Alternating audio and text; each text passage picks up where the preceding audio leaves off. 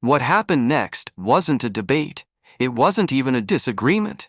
It was a detonation, one that no one in that studio was prepared for.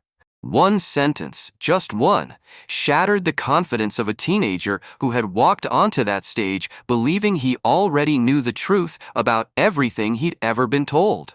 The cameras were rolling, the audience was silent, and Barron Trump, tall, quiet, visibly tense, leaned forward and snapped, "You and Jasmine Crockett are going to jail soon." The crowd froze. The moderators froze. Even the stage lights seemed to hesitate, as if the entire room gasped at the same time. But Barack Obama? He didn't even blink. He didn't lean back. He didn't smirk. He didn't react the way anyone expected a former president to a teenager throwing a political grenade at him. Instead, he cut straight through the moment with a single question that felt like a blade. Why hasn't the DNA test happened? No build-up, no warning, just a direct strike to the very foundation of Barron's world. It didn't sound like an accusation. It sounded like a truth Obama had been saving, waiting, ready to release the second Barron opened the door. The audience didn't breathe. Barron didn't blink. And the debate instantly became something else, something deeper, something dangerous. Because Barron Trump hadn't walked onto that stage as a politician or a debater. He walked up there as a son, one who had grown up hearing the world tear his family apart. He'd watched headlines explode like grenades in his home. He'd seen his father called every name imaginable. He'd sat through years of investigations, scandals, rumors, stories, some wild, some cruel, some he didn't even understand at the time. All that pressure, all that anger, all that weight, he carried it with him right into this moment. And across from him sat Barack Obama, calm, still, unshaken. A man who had faced global crises without flinching. A man whose voice could silence a room just by lowering a syllable. Obama had opened the debate earlier with his usual measured tone, speaking about unity, responsibility, healing a divided nation, the kind of message he was known for. Smooth, presidential, comfortable. But Barron wasn't here for comfort. He cut Obama off mid-sentence, his words sharp, rapid, unfiltered. He accused Obama of division, of hypocrisy, of policies that left America fractured. He accused him of targeting his family, of twisting narratives, of creating chaos that his generation had to grow up inside. This wasn't a teenager reacting impulsively. This was years of bottled frustration finally breaking open. "You painted us as villains," Barron fired. "You made people hate us before they knew anything. You broke this country long before my dad stepped into office." He said it with a kind of force that didn't come from politics. It came from living inside a storm he never asked for. And for the first few minutes, Barron held the room. He was angry, but he was focused, emotional, but articulate. He wasn't just defending his father. He was defending his entire childhood. But then, Obama leaned forward. His voice lowered. His eyes locked onto Barron. And everything shifted. "If your family wants to clear its name," Obama said, slow and deliberate, "stop talking about accusations and show the truth. Why hasn't your father taken a simple DNA test?" Just like that, the storm reversed direction. Barron's confidence faltered. The fire in his eyes dimmed, just slightly, but enough for the entire world to see. Because this wasn't a political attack. This was personal, and it hit him somewhere he wasn't prepared for. Barron had come ready for policy arguments, media criticism, even character attacks. But not this. Not a question that felt like it was cracking open a door he never knew existed. A door that made him question whether he truly knew everything he'd been told. A door that made him suddenly aware he might be standing on ground that wasn't as solid as he thought. He swallowed. His fingers twitched. His breath caught in his throat. For the first time in his life, Barron Trump looked like he wasn't just fighting the world, he was fighting something inside himself. And the night was only beginning. Barron didn't speak. Not right away. Not after a question like that. The studio lights were suddenly too bright, too hot, pressing against his face as if the entire room had tilted in Obama's direction. Every camera zoomed in at once, hungry for the crack they sensed forming, hungry for the moment where confidence turned into doubt. Barron blinked, once, slowly. He looked like someone who had walked on stage wearing armor he trusted, armor he thought was bulletproof, only to realize mid-battle that there were holes he never knew existed. And Obama saw it. He didn't pounce. He didn't raise his voice. He didn't change expression. He simply waited, like a man who understood the power of silence better than most people understood the power of speech. Barron forced himself to look up again. He tried to rebuild the fire in his expression, the same fire he walked in with. But emotion was leaking through the cracks of his voice, so faint the microphones barely caught it. "You're twisting things," he said, but the words lacked the punch they had minutes ago. Obama stayed quiet.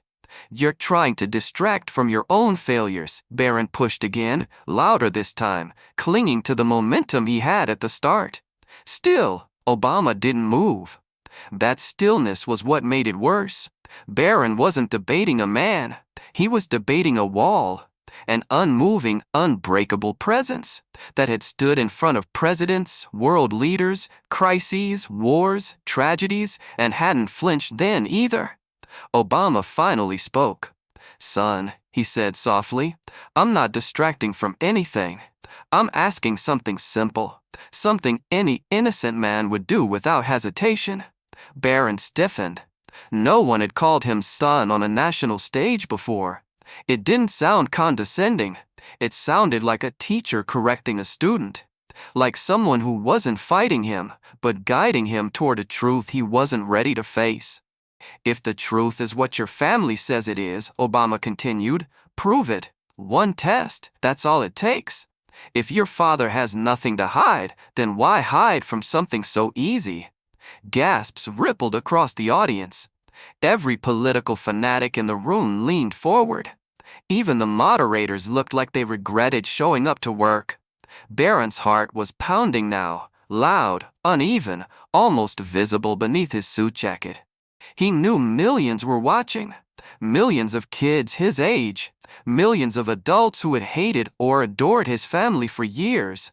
Millions who were waiting for him to deliver the comeback of the century. But his mind wasn't on them anymore. It wasn't on Obama. It wasn't even on the cameras. It was on the question.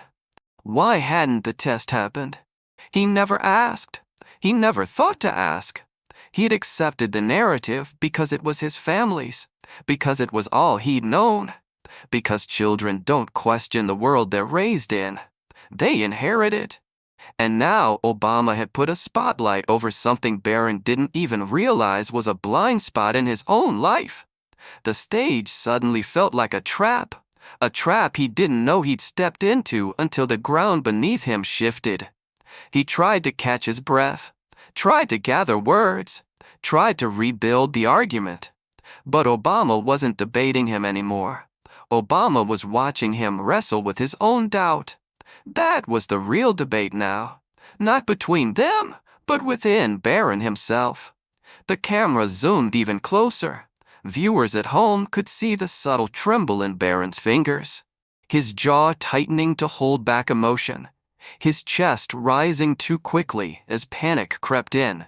He wanted to strike back. He wanted to say something strong. He wanted to be the warrior he imagined he would be tonight. But the question wouldn't leave him. Why? Why hadn't the test happened? He opened his mouth to speak, but the words got tangled somewhere between his thoughts and his throat. He closed it again, eyes lowering, not because he was defeated, but because, for the first time, he was genuinely unsure. Obama let the moment breathe. "Truth isn't the enemy," he said gently. "Truth is the thing that frees us, even when it hurts. That line landed like a weight on Barron's chest. And for the first time in the entire debate, the fire in him dimmed. Not because Obama silenced him, but because doubt had begun whispering louder than his anger. Barron tried one last time to force out a rebuttal. "I don't," he stuttered. The audience leaned forward. I don't know." The words escaped him before he could pull them back, and when they did, it was as if the entire studio exhaled. A single sentence, cracking like thin glass under pressure. "I don't know." A confession. A fracture. A moment of pure, unfiltered vulnerability. A moment no one in that room expected from a Trump. Barron's eyes began to gloss. His hands clenched the sides of the podium. His composure faded like sand slipping through fingers. And Obama? He didn't smile. He didn't celebrate. He simply watched him, quiet, solemn, like a man witnessing the exact moment a kid realized the world was heavier, harsher, more complicated than the stories he was raised on. Because in that instant, Barron Trump was no longer debating Barack Obama. He was confronting something far more painful, his own uncertainty. And the night was about to spiral even deeper. Barron's voice had barely faded when the weight of the room crashed down on him. A teenager, born into a political battlefield, raised in the echo of someone else's legacy, had just admitted something his family never allowed: uncertainty. And the moment that single crack appeared, the entire atmosphere changed. The audience didn't boo, they didn't clap, they didn't move, they just stared. The silence wasn't peaceful, it was suffocating. It wrapped around Barron like a tightening rope, pulling at every fear he'd spent years burying. He gripped the podium harder, his fingertips turning pale, his breath uneven. This wasn't the reaction he imagined. In his mind, he saw himself standing tall, delivering sharp lines, proving he could defend his father with the same force the world attacked him with. But reality wasn't cooperating. Doubt had entered him, and doubt spreads fast. He tried to stand straighter, to regain some sense of control. His father always taught him to look confident no matter what. Stand tall, never let them see weakness, he'd heard since he was young. But this wasn't a crowd he could intimidate. This wasn't an internet comment he could scroll past. This wasn't a headline he could ignore. This was Barack Obama, staring into him with the kind of calm that didn't need volume, didn't need theaters, didn't need anger. The kind of calm that belonged to someone who had spent years walking into rooms where every mistake could change history. Obama finally leaned in, not aggressively, but with the weight of someone who understood exactly what Barron was experiencing. "Barron," he said quietly, "you don't have to have all the answers, but you do have to be willing to face the questions." The line wasn't meant to hurt, but it did. It hit him in a place that had nothing to do with politics. Barron swallowed hard, trying to recover. He opened his mouth, closed it again. His chest tightened, his vision blurred just slightly, the way it does when panic creeps in, before you even realize it's happening. He didn't want to cry. He didn't want to tremble. He didn't want to give anyone watching the satisfaction of seeing him break. But he wasn't just fighting Obama now. He was fighting himself, his upbringing, his loyalty, his fear, and something else too, something deeper. The possibility that he didn't know the entire truth about the man he defended. Obama's next words were softer, but heavier. "You've carried weight that wasn't yours. You fought battles you never chose. That's not strength, it's survival. But survival isn't the same as understanding." Barron flinched, not visibly, not dramatically, but subtly, in the way a person reacts when someone speaks the exact truth they've spent years avoiding. He looked away for a moment, his eyes drifting across the studio.